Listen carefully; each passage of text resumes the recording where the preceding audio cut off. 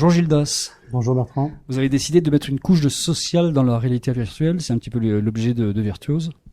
Tout à fait. L'idée de Virtuose, c'est de rassembler des gens dans un monde virtuel pour qu'ils puissent partager des expériences en réalité virtuelle. Notre pari, c'est qu'on va passer du temps dans des contenus virtuels et qu'on n'a pas envie de rester seul et que donc, pour pouvoir prolonger le temps passé dans les contenus virtuels, il faut les partager en temps réel avec d'autres utilisateurs. Nous, c'est plutôt des réflexions autour du voyage, autour de la visite touristique, autour du concert, autour du divertissement qu'on s'oriente. Dimension événementielle, en fait. Voilà, c'est ça. Donc, c'est par exemple aujourd'hui, vous allez voir un match de foot au stade avec vos amis. Demain, vous pourrez le faire virtuellement avec vos amis, chacun chez soi. On se retrouve virtuellement et on fait cette expérience à distance. Ça veut dire qu'il y a une dimension de live streaming de la réalité virtuelle et on partage d'une certaine façon cette expérience de live streaming. Tout à fait. Pour moi, c'est vraiment lié à l'expérience en direct. Donc, cette dimension live est hyper importante et maintenant, elle est possible puisque les nouvelles générations de caméras qui arrivent permettent de pouvoir et capter et diffuser en direct du contenu 360. Les nouvelles générations de caméras et demain de smartphones d'ailleurs. Et demain de smartphones. Ouais. Le pari de Virtuose, c'est de se dire, avec le mobile, chaque utilisateur sera également un producteur de contenu.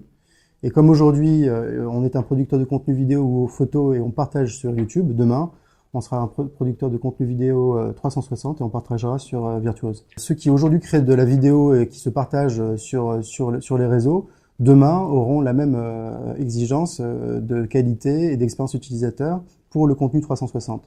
Donc on parle de qui? On parle de marques qui veulent communiquer, on parle d'industrie du spectacle ou du sport. À partir du moment où on doit produire de l'image, demain cette image devra être en 360 et partagée sur une application du type Virtuose. Il y a une dimension dans ce que vous proposez qui est la création par chacun de son propre espace virtuel pour inviter d'autres personnes à venir discuter par exemple. Est-ce que c'est pas un peu le remix de Second Life quelques années après? Alors c'est vrai que Second Life c'était cette approche-là d'essayer de créer un monde parallèle avec un avatar, avec un espace utilisateur. Là, c'est plutôt de se dire que demain, avec l'environnement 360 et la 3D, s'identifier et communiquer sur le net. Aujourd'hui, on le fait sur une page type Facebook. Demain, on aura besoin d'un espace 360.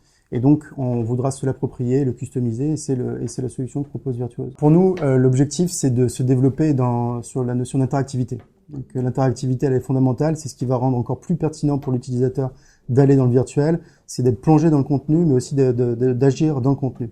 Donc, il faut réfléchir sur, technologiquement parlant, comment on peut gérer cette interactivité. Ça, c'est une chose.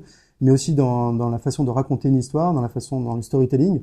Il y a toute une réflexion qu'il faut avoir, que nous, on ne maîtrise pas, mais qu'on veut avoir avec les créateurs de contenu. Qu'est-ce que vous avez fait, Gildas, avant de lancer Virtuose? Avant de lancer Virtuose, j'étais dans une maison de disques. Donc, j'étais directeur commercial de Vagram Music, qui est une maison de disques indépendante française, avec un très joli catalogue. Et donc, je me suis occupé d'exploiter le catalogue de Vagram Music en France et à l'international pendant plusieurs années.